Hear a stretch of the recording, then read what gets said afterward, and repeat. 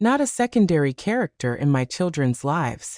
The bus continued on its way, taking me toward my freedom.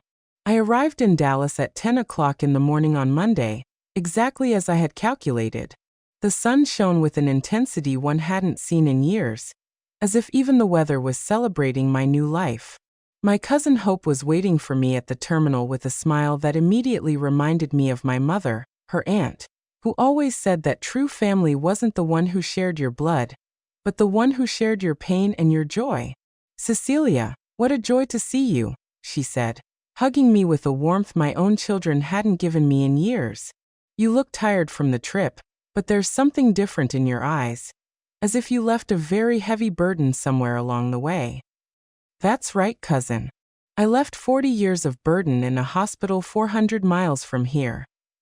During the ride to her house, Hope told me about life in Dallas, about the markets where I could buy fresh vegetables for pennies, about the parks where women our age gathered every morning to exercise and socialize, about dance classes for seniors, about part-time job opportunities for experienced people. "Here, no one will judge you for starting over at 66. Dallas is full of stories of rebirth." Her house was exactly as she had described it. Large, full of light, with a backyard where roses, jasmine, and a lemon tree filled the air with fragrance. My room had a window overlooking the garden, and a bed with white sheets that smelled of lavender. "This will be your home for as long as you need, cousin. And if you decide to stay forever, it will be an honor for me." That first afternoon, while Hope prepared a homemade meal that reminded me of my childhood, I received the call I had been waiting for. It was Linda. "Cecilia, I just delivered the letter. It was exactly as you imagined." "Tell me everything, Linda. I need to know how they reacted." I arrived at Isaac's house at 5 o'clock in the afternoon as we agreed. They were having a quiet family dinner. When I told them I had a letter from you, Mela rolled her eyes and said, "It's probably another one of her dramatizations because we haven't visited her in 2 days." I laughed bitterly. Even my letters they considered dramatizations. But when Isaac started reading, his face completely changed. "Cecilia," he went pale as a sheet. He started reading aloud, and everyone fell completely silent. When he finished, Diana screamed, "This can't be real. Mothers don't abandon their children." And Benjamin started dialing your phone desperately. "And what did you tell them when they asked where I was?" "Exactly what you asked me to. I told them I didn't know. That you had only asked me to deliver the letter and hadn't told me where you were going." Isaac became furious and yelled that it was impossible for me not to know anything, that we were very good friends, but I stood firm. "How did they look when you left?" "Devastated, Cecilia." But it wasn't sadness I saw on their faces. It was panic. The panic of realizing they had lost something forever, and that it was their own fault. That night, lying in my new bed in my new city, with the scent of jasmine wafting through the window, I received dozens of missed calls and text messages from my children. I didn't answer any, but I read them all. "Mom, please call us. We can talk about this." Isaac. "Cecilia, this is ridiculous. Mothers can't just disappear. Come back, and we'll fix everything." Mela. "Mom, I understand you're upset, but this is extreme." Benjamin. "Mother-in-law, I think you're overreacting. We love you. We just have busy lives." Diana. The messages continued for days, becoming progressively more desperate, more pleading, more aware of the magnitude of what they had lost. "Mom, I went to the hospital and found your bed empty. The doctor said you left without being discharged. This is dangerous for your health, Isaac. Please, Mom, at least let us know you're okay. We're very worried." "Cecilia, we've been thinking, and you're right about many things. We can change. Come back, please." Mela. But it was too late for changes. It was too late for regrets. They had had 40 years to change, 40 years to value me, 40 years to show me that my life mattered. I wasn't going to give them a second chance. 3 weeks after my arrival in Dallas, I had already established a routine that filled me with a peace I hadn't known in decades.